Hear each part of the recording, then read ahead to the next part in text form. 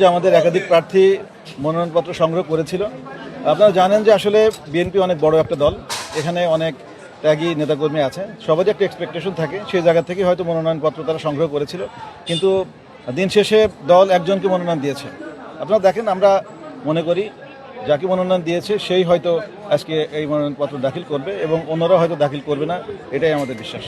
আপনারা কি যে প্রার্থীগুলো আছে আপনাদের দলের যে নেতারা তারা কি মনে করছেন যে জমা দেবে বা প্রত্যাহার করবে? দল তো মনোনয়ন দিয়েছে একজনকে, আমাদের অনেক বড় দল, অনেক যোগ্য নেতাকর্মী আছে, তাদের একটা এক্সপেকটেশন ছিল এই জায়গা থেকে হয়তো অনেকেই মনোনয়নপত্র সংগ্রহ করেছিল, তারা হয়তো জমা দেবে না।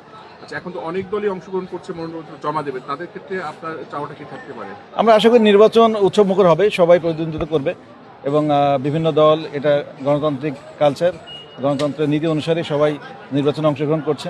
আমরা আশা করি সবাইকে সাথে নিয়ে আমরা একটা উৎসবমুখর পরিবেশে একটা প্রতিদ্বন্দ্বিতাপূর্ণ এবং অংশগ্রহণমূলক নির্বাচন ইনশাল্লাহ হবে। প্রশাসন বা আইন শৃঙ্খলা বাহিনীর পদক্ষেপের কথা কিভাবে দেখছেন? এখন পর্যন্ত ঠিক আছে। কয়েকদিন আগে একটা ঝামেলা হয়েছিল শহীদ ওসমান হাদির মৃত্যুবরণকে কেন্দ্র করে, তারপরে প্রশাসন যে পদক্ষেপ নিয়েছে সেটাতে আমরা সন্তুষ্ট এবং এখন পর্যন্ত ঠিক আছে।